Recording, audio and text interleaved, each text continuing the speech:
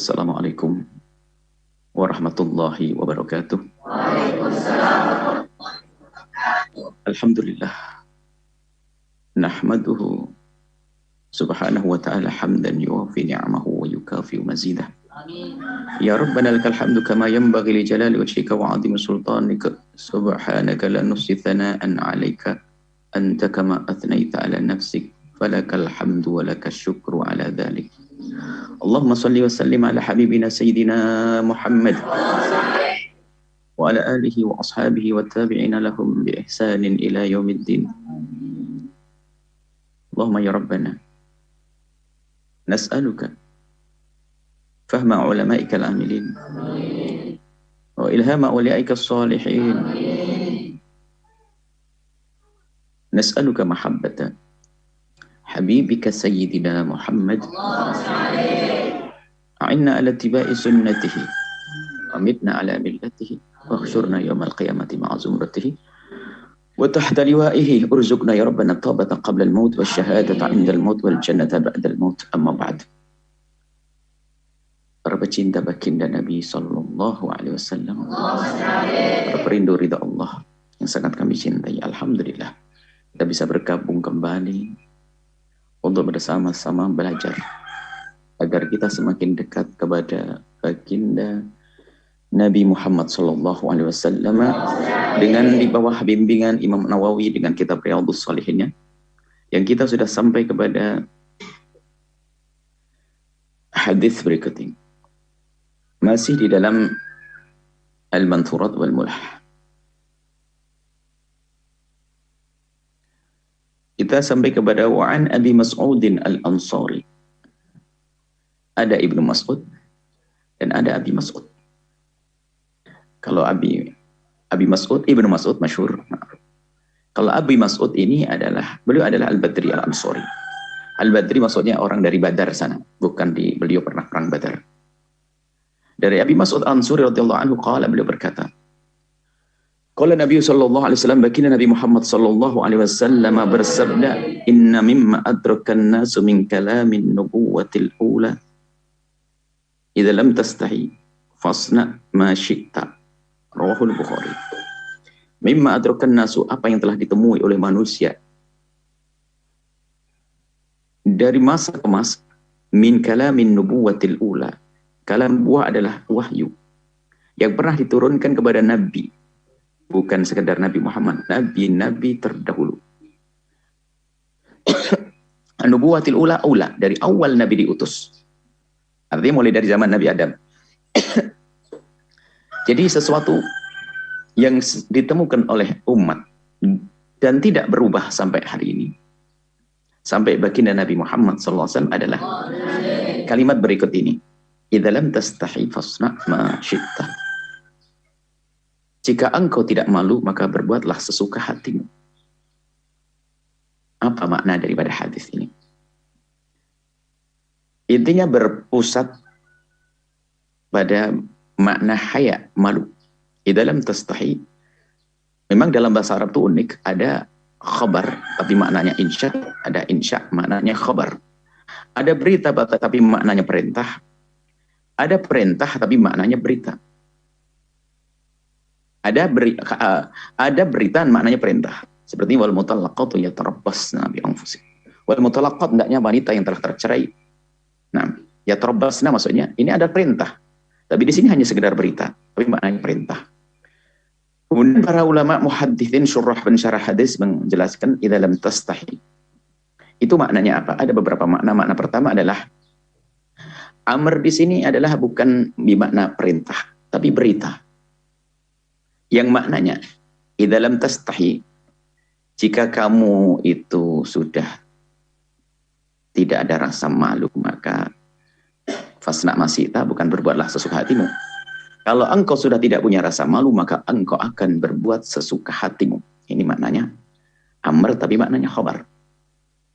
Jadi memang kalau kita menjelaskan hadis, tidak boleh dengan ilmu bahasa Arab kita yang sangat terbatas. Maka kita harus mencari ilmu dari para ulama hadis. Apa kata mereka? Idza lam tastahi fasna ma syi'ta. Ini pertama, bahasanya jika sudah kamu tidak ada malu, maka kau akan berbuat apa saja. Ini makna yang pertama. Makna yang kedua adalah tahdid, ini ancaman maksudnya, kayak bukan perintah yang sesungguhnya. Ente gak punya rasa malu, sudah ente lakuin apa saja deh, terserah. Bukan suruh disuruh sesungguhnya. Bukan maknanya kabur boleh berbuat apa saja. Enggak, bukan diperintahkan kita melakukan apa saja. Akan tapi tahdid itu ancaman. Mungkin contoh kita ketemu dengan siapa anak atau yang sudah tidak bisa dinasehati. Sudah ente terserah mau keluar, mau pergi. Itu tahdid. Nah, dan masih banyak makna-makna. Cuman kalau kita ada lagi maknanya begini, cuman ini jauh, tapi disebut para ulama hadis. Idza lam tastahi, jika engkau menemukan sesuatu yang tidak perlu kita malu dalam melakukannya, ini makna. Artinya sesuatu itu halal, boleh, tidak bertentangan dengan syariat, maka wasna masyi'ta, perbuatlah suka hatimu. Jika sesuatu memang tidak perlu kita malu untuk melakukannya, la Islam idza lam tastahi idza turid idza ra'aita ma la tastahi minhu, maksudnya atau ma la yastahya minhu, jika engkau menemukan satu pekerjaan yang tidak perlu kita malu untuk melakukannya, maka lakukan sesuka hatimu. Ini adalah satu makna. Tapi kesimpulannya dari makna-makna yang disebutkan para pensyarah hadis itu tersimpul bahwasanya kalau sesuatu yang bikin malu ya jangan dilakukan. Nah, sekarang ini artinya pembahasan ini adalah berputar-putar sekitar malu, rasa malu. Nah, artinya sesuatu yang bikin malu jangan dilakukan. Bisa. Kalau bikin malu, maknanya apa? Akan kita jelaskan makna malu. Atau maknanya, kalau memang kamu sudah tidak punya rasa malu, maka ketahuilah kamu akan melakukan apa saja. Benar? Berarti berpusat kepada malu. Atau tahdid, lakukan. Kalau sudah nggak punya malu, lakukan semuanya. Coba, itu juga bukan perintah sesungguhnya. Menunjukkan bahasanya,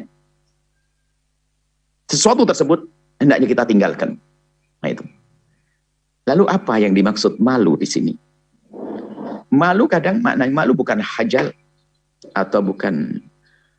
Ada orang malu, aduh, ayo ke masjid, malu. Oh bukan itu. Di saat orang pada mengenakan baju yang bermacam-macam, ada anak gadis yang soleh atau anak laki-laki yang soleh. Dia ingin berpegang dengan baju yang sangat sopan, santun, sesuai dengan petunjuk baginda Nabi. Nah, tapi dia mengatakan, aduh aku malu pakai begitu. Ah, bukan gitu. Lalu malu itu kayak mana sih malu yang dimaksud itu? Nabi pernah, yang jelas malu Nabi mengatakan, al-haya kulluhu khair. Al-haya la yati illa bi khair. Rasa malu tidak akan ada kecuali akan membawa kebaikan. Itu. Suatu ketika baginda Nabi bersabda kepada para sahabat, istahyu minallahi haqqal haya'i. Hendaknya kalian semuanya, hadis riwayat Imam Ahmad, hendaknya kalian semua itu malu kepada Allah benar-benar malu. Qulna ya Rasulullah, para sahabat Nabi menjawab, ya Rasulullah, inna lanastahyi walhamdulillah. Inna lanastahi. Kami sudah malu ya Rasulullah. Nah ini seperti makna malu itu apa yang pertama kali didengar sahabat Nabi dengan kita juga nggak terlalu beda jauh. Jadi malu itu pikir malu pergi ke masjid, malu pakai ini, malu-malu itu. Malu menyampaikan kebenaran, pokoknya malu lah. Pokoknya malu secara umum. Tapi Nabi menunjukkan malu yang dimaksud adalah ini loh. Ini. Kita kan malu. Ente sampaikan kebenaran, malu. Pakai baju yang benar, malu. Kau terus jalan yang benar, malu. Jadi banyak malu, dan sahabat Nabi punya rasa malu. Dia mengatakan, inna lanastahyi Rasulullah walhamdulillah. Alhamdulillah kami semua malu ya Rasulullah. Qala laisa dzak. Bukan itu. Jadi malu itu bukan maksud yang kamu maksud yang selama ini kamu perdengarkan di telinga teman-temanmu, aku malu begini, aku malu berbuat baik, aku malu ini, bukan itu. Akan tapi yang dimaksud malu lakin al-istihya yang disebut malu dengan sesungguhnya adalah walakin nal istihya minallah, rasa malu kepada Allah yang sesungguhnya adalah haqqal haya. Dengan malu yang sesungguhnya adalah antahfadha, hendaknya engkau bisa menjaga ar-ra'sa, kepala. Wa ma'a, apa yang diliputi, apa yang dicakup oleh kepala. Oh, jaga kepalamu, bukan jaga kepala pakai helm, bukan. Jaga kepalamu dan apa yang dicakup oleh kepala. Apa yang dicakup oleh kepala? Lisanmu, matamu, telingamu. Itu malu, itu adalah kamu bisa menjaga kepalamu dan isinya itu loh. Kau jaga lisanmu, jangan berucap kecuali yang diridhai oleh Allah. Kullu kalam ibni Adam lahu la alaihi lalahu. Semua omongan anak Adam itu akan jadi petaka bagi dia dan tidak akan menguntungkan baginya kecuali amar ma'ruf dan nahi mungkar dan zikir kepada Allah Subhanahu wa taala. Hanya kita harus waspadai. Malu yang sesungguhnya itu kita jaga lisan kita. Kemudian nanti kita sari satu wa tahfadz dan engkau menjaga al-batna, perut. Wa ma hawa, dan apa yang mengitari perut. Perutnya kita jaga dan mengitari perut. Coba kita jelaskan satu. Kepala dan apa yang diliput oleh kepala, yang dicakup oleh kepala, lisan hendaknya kita jaga. Kalau memang kita punya rasa malu, tidak akan berbicara yang kotor. Jorok. Jorok iya. Kadang ada fitnah di dalamnya. Ada adu domba dan sebagainya. Masya Allah. Bukan dia orang beriman. Bukan dia orang yang malu, mohon maaf. Ada iman tapi kurang kuat keimanannya di saat rasa malunya berkurang. Tidak menjaga lesannya. Ini yang penting. Lesan ini kita syarahkan, kita harus jelaskan lesan itu apa sih. Dikatakan kalau orang Arab menyebut pena, ketikan tulisan ahadul lisan ini. Al-qalam, qalam itu ahadul lisan ini. Lesan itu ada dua. Ini yang kita ucap dan pena. Hari ini adalah mungkin kalau ngomong ini ada orang, saya jarang ngomong kok, tapi ngetik. WhatsApp, ngadu domba, nge-share yang tidak baik. Itu sama lesan ini. Dia bicara jelek, jorok. Ada tingkatan kekotoran dalam tutur kata ini adalah biasanya ada siapa yang mengiringi, yang mengimbanginya. Pergaulan biasanya ini. Kalau sudah dengan teman yang ngomong jorok, ngadu domba, itu sudah berjalan. Atau saling ngedengki, ngiri, terus gunjing. Atau ngomong jorok, Masya Allah. Yang tidak pantas. Hubungan-hubungan pribadi antara laki perempuan disebut. Masya Allah. Tidak pantas. Tidak punya rasa malu. Bahkan sesuatu yang halal pun kadang tidak boleh disebut, apalagi yang haram. Hubungan suami istri itu kan halal, tapi tidak boleh seorang perempuan menceritakan hubungan dengan suaminya dengan orang lain, haram, dosa. Seorang laki-laki berhubungan mesra dengan istrinya, lalu diceritakan oleh orang lain, haram. Bayangkan, yang halal saja. Karena apa? Itu menjadi jorok di saat dikeluarkan. Melalui lisannya menjadi jorok. Apalagi membangkitkan syahwat orang lain. Nah, ini, rasa malu akan tampak dari lisannya yang terjaga. Jangan berucap, bertutur kecuali sudah kita pikirkan ada maslahatnya tidak untukku. Biasanya lingkungan, mohon maaf ini, lingkungan yang biasa, mohon maaf ini biasa bisa di kalangan santri boleh, kalangan ustadz boleh, biasa gaya guyon. Bergurau bukan dilarang, tapi harus ada batas. Sehingga kadang guyonan sampai membawa sesuatu kepada yang haram. Guyonan, gojlokan. Itu adalah terlena, dan memang setan kalau menjerumuskan memang halus. Sehingga menjadi kebiasaan di sebuah pondok kalau tidak ngomong. Ngomongnya sudah nggak pantas. Bisa jadi, kenapa kami ini banyak santri. Kami tekankan pada santri, karena santri kalau jadi ulama, ulama harus jadi suri teladan. Dan sampai guyonan, pengen ngakak di antara kawannya, pengen ditertawai, akhirnya ngomong sesuatu yang nggak pantas. Padahal kalimat jorok. Kalimat kotor. Kalimat yang tidak disenangi oleh Allah, tidak diridhai oleh Allah Subhanahu wa taala. Ini juga dari ucapan, biasanya pergaulan ini. Sampai mungkin karena sering cerita yang berbohong dan sebagainya. Ini pertama, ini lisan yang harus kita jaga. Ayo. Kalau punya rasa malu yang sesungguhnya, maka kalau orang punya rasa malu, dia akan membawa kebaikan seperti sabda Nabi. Jika di dalam dirimu ada rasa malu yang sesungguhnya, maka ketahuilah pada dirimu akan terkumpulkan kebaikan yang banyak. Lisan kita, tolong tulisan apa yang kita tulis. Jangan sampai kita mengirim WhatsApp ternyata menjadi sebab perpecahan. Tanggung jawab. Kita tidak punya rasa malu kepada Allah. Malu sendiri kepada Allah, Allah yang melihat. Ini maksudnya malu kepada Allah, ada malu kepada manusia, bukan itu. Malu kepada Allah. Merasa kita dilihat oleh Allah. Menyadari apa yang kita ucap. Sampai suatu ketika ada satu berandai-andai, tapi mungkin dilakukan waktu itu. Ada seorang murabi mengatakan, coba, kamu berani enggak? 24 jam dipasang alat rekam. Besok ditunjukkan di kawan-kawannya, berani atau tidak? Alat rekam 24, tes saja setiap anak satu hari ini fulan. Dan kira-kira kalau siap nanti. Nah, rekam. Baru besok, hari ini adalah rekaman si fulan selama 24 jam. Ayo ngomong apa kira-kira? Atau mungkin hari ini ada yang punya WhatsApp, coba WhatsAppnya akan di-storekan hari ini kamu WA kemana saja sih? Ngomong apa kira-kira? Lah kalau ternyata kita tidak berani menunjukkan ke orang, berarti ada sesuatu yang tidak baik. Kalau urusan pribadi, ya. Dengan pasangan, dengan istri. Tapi kadang sesuatu yang jelek, yang tidak pantas didengar oleh orang. Dikasih alat rekam saja sudah bingung. Padahal setiap saat kita direkam oleh malaikat. Dan Allah Maha tahu. Bukan kita bertutur kata baik di depan orang, tapi dengan orang lain tidak baik. Ada orang pandai bertutur kata lembut di luar rumah, tapi di rumahnya tidak lembut kata tutur katanya. Hal-hal seperti itu adalah sesuatu yang menunjukkan kalau dia tidak punya rasa malu. Lisan yang perlu dijaga. Mari kita merenung semua dari kita.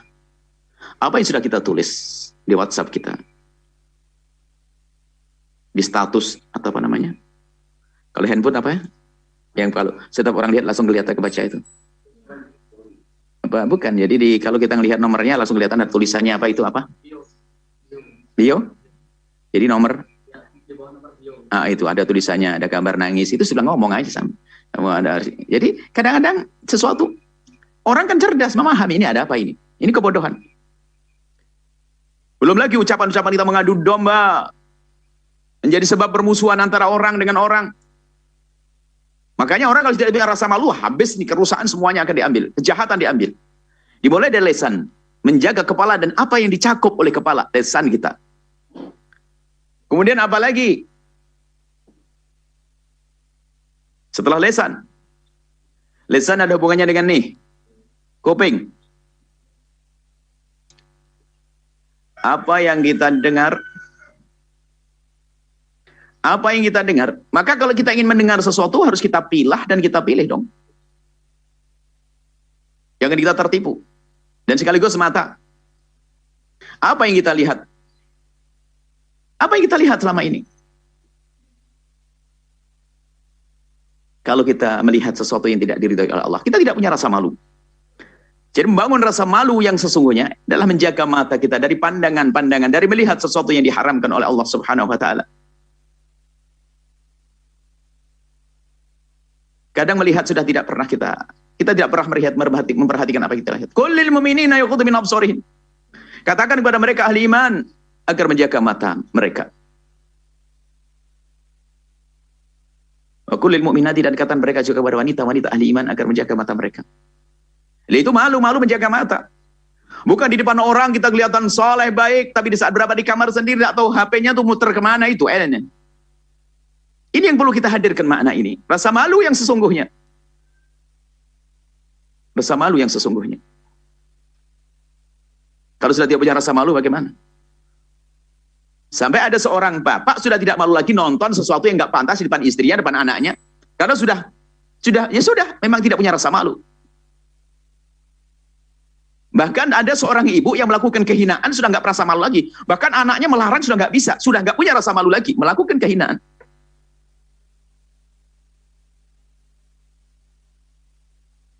Maka betul itu dalam tastahi fasna nasita. Orang kalau sudah tidak punya rasa malu akan melakukan apa saja. Dengan lesannya akan ngomong kalau tidak mengadu domba, menguncing orang, menyakiti orang, menfitnah orang, dan seterusnya dengan lesannya. Lesan ini lesan ketikan ini, hati-hati. Ini loh akhlak. Makanya dikatakan ini memadrokan nasu, yang ditemukan oleh manusia dari masa ke masa adalah ini akhlak. Kesepakatan manusia dari masa ke masa, nggak ada beda. Rasa malu mulai dari zaman Nabi Adam sampai hari ini tetap menjadi satu kunci agar orang itu terjaga. Rasa malu yang sesungguhnya malu karena apa? Malu melakukan haraman. Jadi disebut Nabi menjaga kepala ini dan apa yang dikandung oleh kepala, lisan, mata, telinga. Ini kunci, dari inilah kerusakan. Kalau seandainya ada seorang hamba diciptakan dalam keadaan buta dan tuli, maka ketahuilah dia tidak akan ngerti bagaimana menggunjing, dia tidak akan ngerti kalimat kotor. Makanya dia ahli surga. Hati ini rusak. Dari mana? Pintu dua ini. Makanya kalau kita nonton nggak jelas, hari ini hari zaman rusak. Kita berandai-andai kembali ke zaman purbakala kita ini. Nggak ada internet, nggak ada televisi, nggak ada ini. Bahkan YouTube, video, televisi nggak apa-apa terhapus. Yang lain semuanya terhapus. Ini rusak semua dengan model. Khusyuk, salat, habis salat muka nggak jelas, habis itu tahajudan muka nggak jelas. Takutlah kepada Allah, hai hamba Allah. Kesolehanmu adalah di hadapan Allah dan di hadapan manusia juga. Maksudnya di depan orang kita harus bisa tampak baik, akhlak yang mulia, di depan Allah rasa malu. Istahyu minallahi haqqal haya. Malu kepada Allah dengan malu yang sesungguhnya. Lihat kata Nabi adalah menjaga kepala dan apa yang dikandungnya. Entah ra'sa wa mawa'ah. Lisan, jangan berucap kecuali yang diridhai oleh Allah. Pastikan hari ini ngomong apa kita. Saya tidak boleh mendengar. Cuman kadang ini lisan sudah dijaga, tapi setan masuk di sini, nongkrong di sini. Dengar tuh gunjingan, tuh. Ada orang ngomongin kejelekan orang. Jangan mau mendengar kejelekan orang, karena itu akan merusak hatimu. Makanya kalau ada orang datang kepadamu lalu menceritakan tentang kejelekan seorang, usir dia kalau bisa. Karena dia telah membawa racun untuk kita. Dia penjahat halus, biarpun dia adalah atas nama sahabat kita, atas nama saudara kita. Dia telah membuat kerusakan di hati kita. Akan menanamkan kebencian di hati kita kepada orang tersebut, orang yang disebut-sebut itu. Nggak ada perlunya. Makanya perkumpulan lagi ini kadang-kadang, wah perkumpulan gunjingan. Padahal perkumpulan kelas ustadz, perkumpulan kelas juru dakwah, perkumpulan Masya Allah, tapi tidak menjaga lisannya. Ngomongin, gunjing orang. Yang ngomong salah, yang dengar juga salah. Sebab ini tidak akan berucap kecuali adanya ini di antara kiri kanan kita. Seseorang tidak akan menggunjing kecuali di saat di hadapannya ada manusia. Nggak mungkin dia berhadapan dengan ayam lalu gunjing tetangganya kepada sang ayam. Nggak ada manusia. Makanya betul orang mendengar gunjingan itu dosanya sama dengan yang menggunjing. Ini adalah akhlak. Kesolehan kita bukan di saat kita berada di atas sajadah. Lalu banjir air mata. Bukan itu saja. Tapi ini loh. Mungkin dia sholatnya pas-pasan saja. Sholat 5 waktu saja. Nggak pakai tambahan deh. Puasa Ramadan saja. Tapi dia punya rasa malu dan menjaga lisannya. Menjaga matanya, menjaga telinganya. Apa yang ia dapat? Kebaikan yang banyak. Akan terjaga hatinya. Lalu Nabi mengatakan apa? Haya, malu adalah antahfadhu. Al-batna, jaga perut. Wamahawa dan apa yang ada di sekitarnya. Syahwat. Perut dulu. Apa yang kita makan saat ini? Bicara tentang sholat, rokaat yang diadakan mungkin semalam 100 rokaat, akan tapi makanannya haram. Masuk ke perut haram. Jadi dikatakan bahasanya kalau sudah haram masuk perutnya itu adalah akan membawa orang tersebut melakukan kemaksiatan syamaba. Baik dia mau atau tidak mau makanan yang haram. Dan keharaman ini martabatnya juga bermacam-macam. Haram dengan riba. Haram dari merebut waris saudara. Ini yang kelas-kelas berat nih.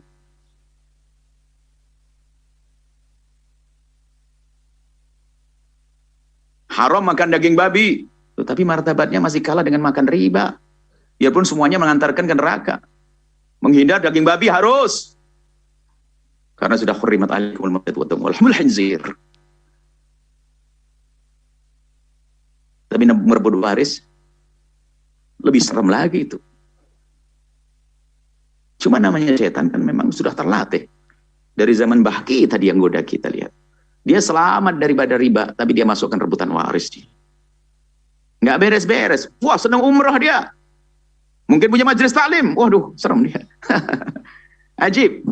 Tapi ahli neraka berjalan di atas bumi. Dia berebut waris dengan saudaranya. Haram. Masuk perutnya haram.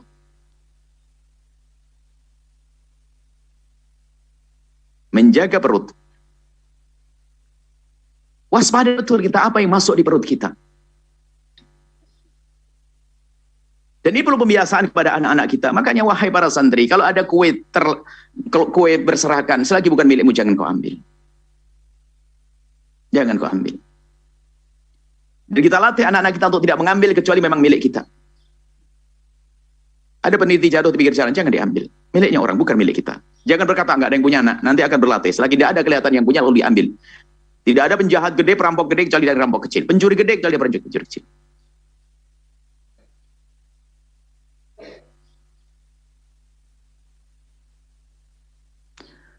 Nah ini berlaku dari masa ke masa, mulai dari sebelum zaman Nabi sampai setelah Nabi, saat Nabi ada sampai setelah Nabi sampai hari kiamat. Rasa malu ini loh. Menjaga perut. Makan aja pakai action, pakai gaya. Kenapa harus makan dengan biaya mahal? Hanya ngikuti action. Sehingga dengan biaya mahal, biasa makan dengan gaya mahal, mengambil yang haram. Mengerikan. Waspadalah hamba Allah.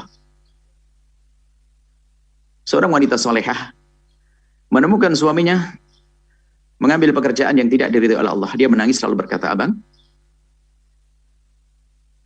jika aku harus lapar di dunia maka aku akan bertahan. Tapi kalau aku harus masuk neraka, itu yang aku tidak akan mampu. Bukan malah menjerumuskan suaminya, bang, nggak apa-apa bang, kita kan harus pengen rumah, nanti tobatnya kalau sebelum mati. Mati duluan sebelum tobat, kamu apa?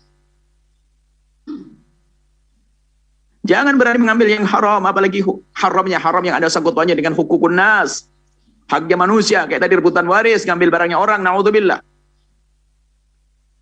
Dia itu melakukan itu semua karena sudah tidak malu kepada Allah, merasa Allah tidak melihatnya. Tidak ada yang luput dari pandangan Allah. Kita berbuat apa yang kita makan, biarpun kita sembunyi dimanapun, maka ketahuilah, sembunyi dimanapun kita makan, Allah Maha tahu. Dan yang kita makan apapun Allah Maha tahu. Dan halal itu harus kita rasakan dari batin, bukan kelihatannya halal, bukan. Kita harus merasakan halal beneran atau tidak. Sehingga kalau hati kita mengingkari, sebetulnya itu adalah haram. Sebetulnya sangat mudah bagi orang beriman itu. Ngerti itu nggak boleh, cuman karena dia sudah dituruti hawa nafsu, akhirnya dikemas menjadi halal zahirnya. Itu yang banyak. Bukan halal batin, halal zahir.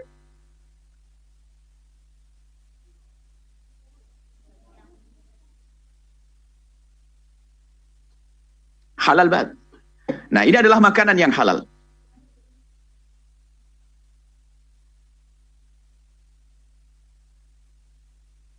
Ya. Tolong perhatikan semuanya. Waspada. Ada penyebab kenapa orang mengambil makanan yang haram. Masya Allah, memang hadis ini biasanya kita bisa sampai 10, 5 hadis, 6 hadis, 3 hadis. Cuman karena pembahasan yang Masya Allah, jadi satu hadis pun gak akan tuntas. Ada penyebab kenapa orang makan haram. Lebih baik silahkan biar cepat masuk anak soleh, masuk ke anak soleh. Biar berjalan pengajian dengan baik. Silahkan masuk. Anak soleh ada yang menerima tamunya. Tidak begitu cara. Ada yang menerima tamu biar segera dibawa masuk. Begitu caranya. Maju anak putri, maju.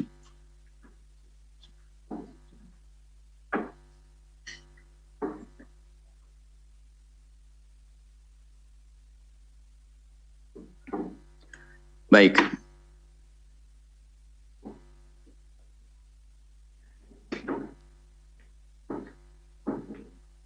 Jadi, yang kita makan apa? Harus kita perhatikan. Sebab kenapa orang makan haram. Kalau orang bicara tentang apa yang kita makan, sederhana, satu piring, kadang dah habis. Ternyata bukan itu. Keinginan kita yang lain, tamak. Pengen tampak beda, pengen tampak lebih unggul dan seterusnya. Padahal naik motor sudah cukup, dia harus maksakan beli mobil. Rumah ya sudahlah, ngontrak juga nggak ada masalah, dia harus beli, akhirnya pakai ngutang. Lu ngutang bukan haram. Tetapi kan ditagih sama yang punya duit. Di saat ditagih lalu dia belum bisa bayar, akhirnya bingung, dia kalut. Tidak masuk, biar cepat masuk. Ya walad soleh, anak soleh. Anak soleh masuk semuanya. Nah, faham anak. Ya masuk semuanya. Biar bisa lancar pengajiannya. Anak soleh, coba Pak Hidayat, tolong langsung masuk ke dalam. Mohon maaf, ini live televisi secara langsung kemana-mana. Akhirnya sedikit, karena mohon maaf santrinya yang salah, bukan ibu-ibu. Terganggu. Padahal sudah kita pesani dari tadi. Maju lagi santri.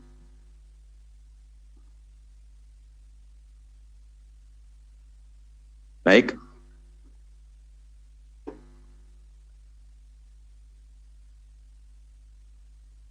Yaitu makanan. Jadi kadang kita punya selera, gaya hidup, itu menjadikan orang mudah makan haram. Gaya hidup hati-hati. Kalau Allah memberikan karunia kepadamu rizki yang banyak, alhamdulillah syukuri. Akan tapi jangan sampai kita maksakan tuh gaya hidup seperti orang yang ada di kiri kanan kita sehingga mengambil yang haram. Tidak punya rasa malu.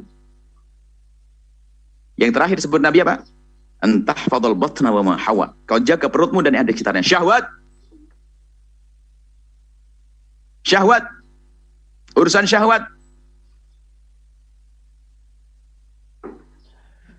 Iman. Al-haya minal iman. Tidak ada haya, hilang iman. Tidak ada rasa malu, hilang iman. Ada pintu halal, kenapa masuk pintu haram? Hei hamba Allah. Bukankah Allah memberikan kepada hamba-hambanya syahwat? Tapi Allah juga memberikan jalan yang bersih, mulia, tersanjung dengan pernikahan. Lalu kenapa mengambil yang haram? Yang mempersulit hamba itu sendiri. Urusan pernikahan dengan bermacam-macam aturan di otaknya. Saya harus mendapatkan begini, tersiksa dia. Akhirnya melakukan kehinaan zina. Padahal di saat berzina tidak mendapatkan apa yang ada di otaknya.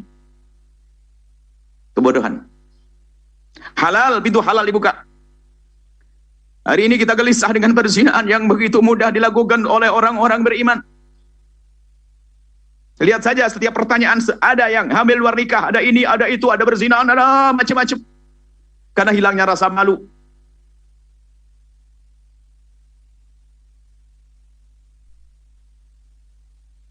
Kita doakan hamba-hamba Allah dari saudari-saudari kita yang saat ini diuji dengan kehinaan zina, bahkan mungkin disebut sebagai orang yang menjual diri. Semoga jika ada mereka mendengar suara ini, Allah beri rasa malu, kemudian setelah itu mereka akan meninggalkan. Dan ingat, at-taibu minadz dzambi kaman la dzambalah, orang bertobat dari dosa seperti orang yang tidak pernah punya dosa.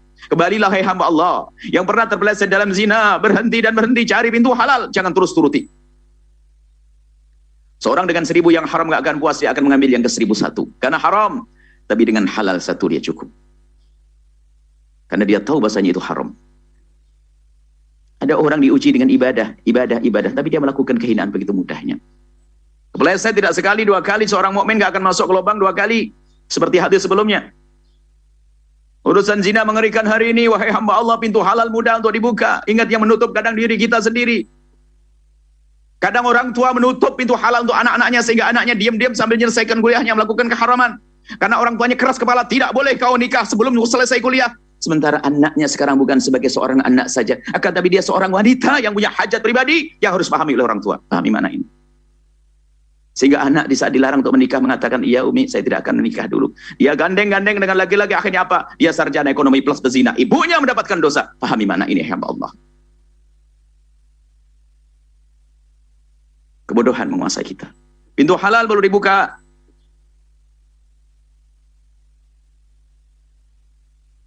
Mudahkan pernikahan. Mudahkan pernikahan. Di hari rusak ini, Masya Allah. Jangan disamakan dengan Anda yang hidupnya adalah masa mudanya di 40 tahun yang lalu. Belum ada internet, televisi pun hanya ada 1 TVRI. Itu pun yang punya Pak Lurah saja, masih ingat barangkali. Hari ini semuanya ada di saku, perusak-perusak ada di saku anak-anak kita. Sebegitu orangnya, ibundanya, ayahandanya, otak purba. Nggak boleh tidak mikirkan hajat pribadinya. Mohon maaf saya sedikit tegas begini karena saya sedih hampir setiap saat ada permasalahan datang kepada kami. Memang kami tahu biasanya orang kalau terlalu banyak masalah mempengaruhi. Saya terpengaruh karena saya sedikit emosi, kadang-kadang depresi, atau saya kena selalu banyak aduan-aduan sedih. Hampir setiap saat ada perzinahan. Bahkan beberapa waktu yang lalu bagaimana seorang anak dengan ibu, bapak dengan anaknya, naudzubillah, sudah gila semuanya kehidupan ini. Sudah tidak punya rasa malu. Jaga perut, kata malu yang semua jaga perut dan apa yang ada di sekitar perut. Syahwat. Akan tapi pun semuanya akan kembali kepada malu yang pertama tadi, menjaga mata. Bagaimana bangkit syahwat, mata tidak terjaga. Bagaimana bangkit syahwat, telinga tidak terjaga. Bagaimana terpesona dengan yang haram karena mata tidak dijaga. Maka jaga matamu, akan terjaga hatimu, akan terjaga syahwatmu.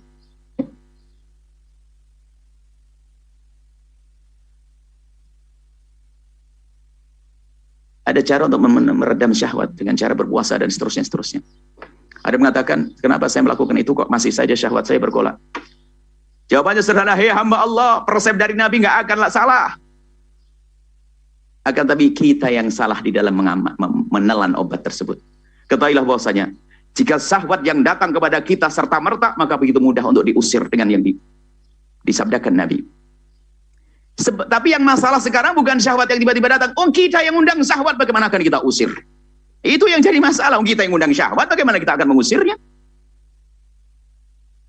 Kalau syahwat datang, Anda siapapun merasa dewasa bergolak.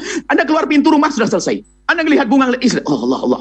Tapi syahwat yang diundang, kita masukkan di handphone kita, internet segala macam. Bagaimana setelah itu ngomong puasa saya tidak berguna ini? Resep Nabi nggak akan salah. Makanya mata dijaga, ini yang undang syahwat. Dari apa yang kita lihat. Telinga, apa yang kita lihat. Kita sempurnakan rasa malu itu. Kalau hilang rasa malu, ingat, dalam tastahi fasna masyi'ta. Kalau orang sudah tidak punya rasa malu kepada Allah, maka semua akan terjadi. Tapi ingat, malu dengan cara bagaimana menjaga lisan kita, bagaimana menjaga mata kita, apa yang kita lihat, apa yang kita dengar, kemudian apa yang kita makan, dan bagaimana dengan syahwat kita. Semoga Allah menjauhkan kita dari segala kehinaan. Allah memberikan kepada kita kesadaran akan pentingnya rasa malu yang sesungguhnya. Dan semoga Allah menjadikan kita hamba-hamba yang punya rasa malu kepada Allah dengan malu yang sesungguhnya, seperti yang diinginkan oleh baginda Nabi Muhammad SAW. Wallahu a'lam bissawab. Dari Padang Arafah ala habibika khairil